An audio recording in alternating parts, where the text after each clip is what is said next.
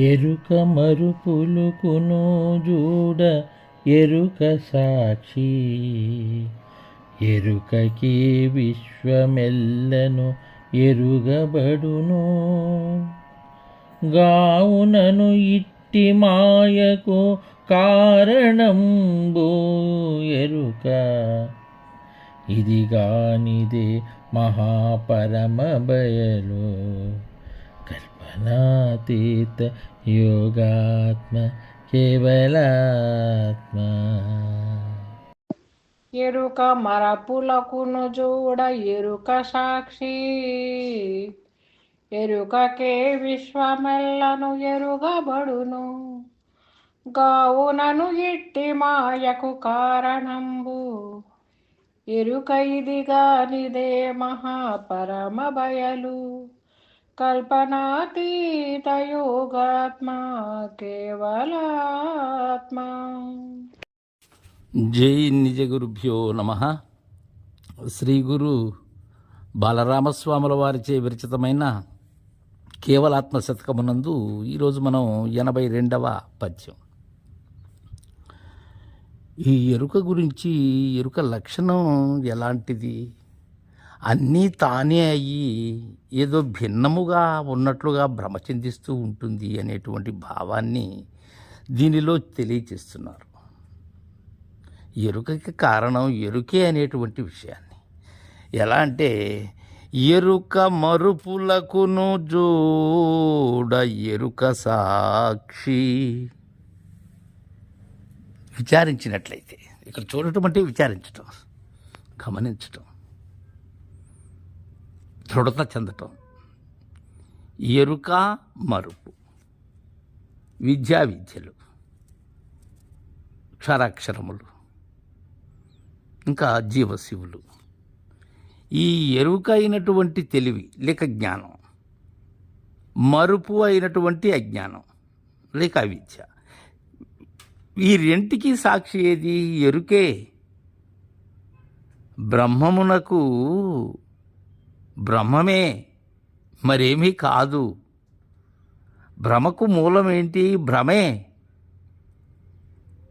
ఈ 24 ఇంద్రియములతో ఉన్న మరపు కానీ, 25 అయినటువంటి ఎరుక కానీ, ఆ ఎరుకలోనిదే మరపు, మరపే ఎరుక. ఈ టెంటికి ఏది సాక్షి? నేనే. ఈ సర్వసాక్షి అయినటువంటిది నేనే.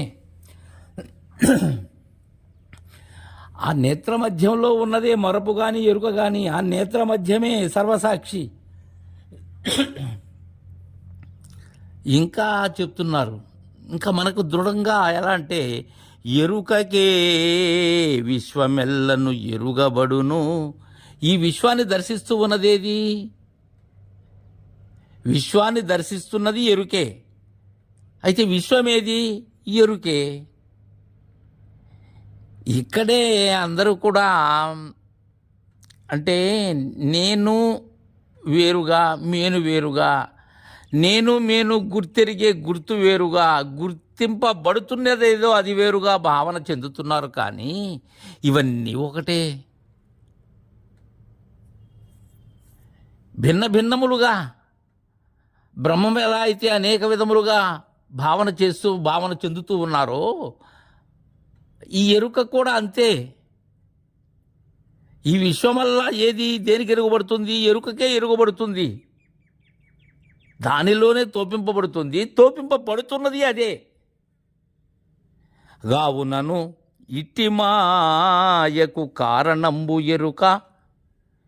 ఈ మాయకు ఏది అధిష్టానం? ఎరుకే. సరే, మాయ ఏది? ఎరుకే. కారణమైనది ఎరుకే, కర్త ఎరుకే.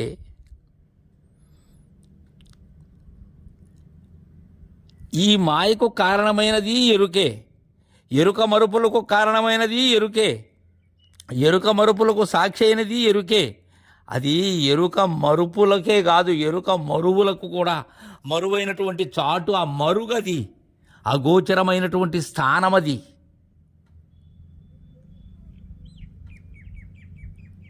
ఎరుక మరువులకును చూడ ఎరుక సాక్షి అయినా కానీ సరే సరిపోతుంది.